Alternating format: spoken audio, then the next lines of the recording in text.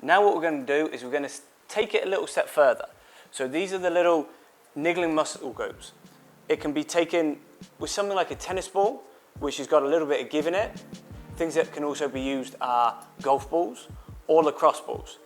I will warn you though, lacrosse balls and golf balls are a little bit harder and will cause a little bit more discomfort. So I would suggest starting on a tennis ball. We're going to start the calf muscle. So once again, the ability to plantar flex and dorsiflex is really going to be quite important for you goalkeepers. This is really key for jumping and also when you're in your base set position. So what I'd like you to do is you're going to lift up, place the ball underneath the calf. Again, this is fine. If this doesn't get that feeling, we can cross over and add a little bit more weight. Okay, so I just want you to roll up and down like you did on the foam roller, front, up and down. Good, and again, find that spot. Find that spot that's a little bit tender. Hold, you're going to breathe in, breathe out. And on this one, it's nice and simple, just lift up the toes and then flex the toes. Point them all the way back down. Good, and back up. So you can work around 30 to 60 seconds on each calf, finding that tender spot and then taking it through the movements. Again, this being single leg, once he's finished on this side, James will swap over and do the other side for exactly the same amount of time.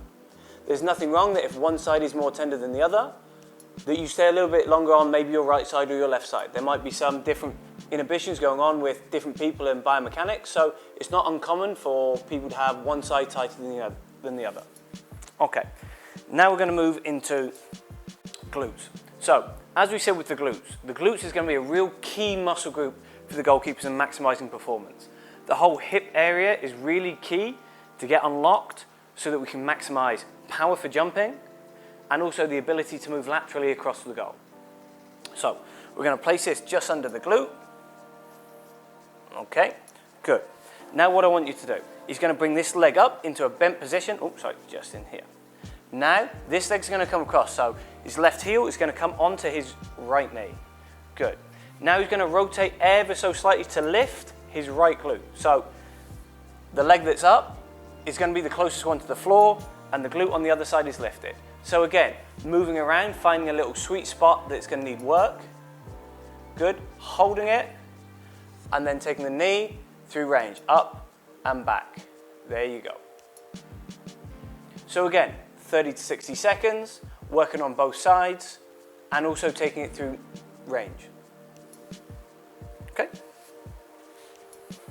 Okay, now, a key area that's often neglected is foam rolling the pectoral muscle. Quite often what happens with goalkeepers being in a base position, they tend to be a little bit forward set. So chest muscles get a little bit shorter, and the chest muscles getting shorter will pull your point of gravity forward, making balance more of an issue, but also inhibiting shoulder mobility. So what we really want to work on is increasing that range as much as possible, so we need to loosen off the pec muscles. So James is going to lie on his front. Okay, again, this can be done either lying down or it can be done against the wall. So there's no excuses on this one.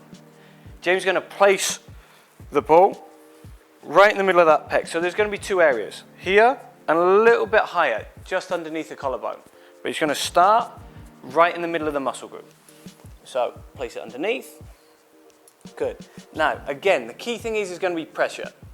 It's quite easy to lie in this position and not get what we need out of it. So what I'm going to ask him to do is he's going to put a little bit of pressure onto that ball. He's going to extend his arm out forward. Good. And now he's going to lift it ever so slightly up and back down. Good. And up and back down.